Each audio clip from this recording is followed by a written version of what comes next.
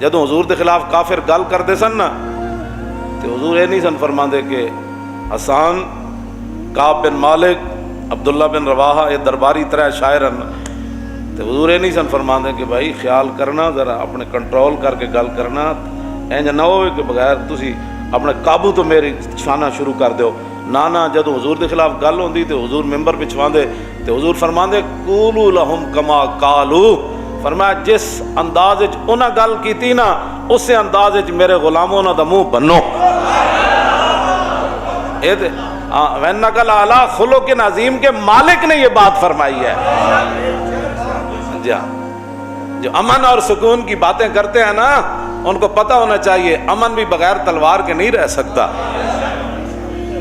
سکون کی باتیں کرتے ہو نا تو پھر بارڈر سے ہٹا دو سارا کچھ، کیونکہ تم تو امن والے ہو۔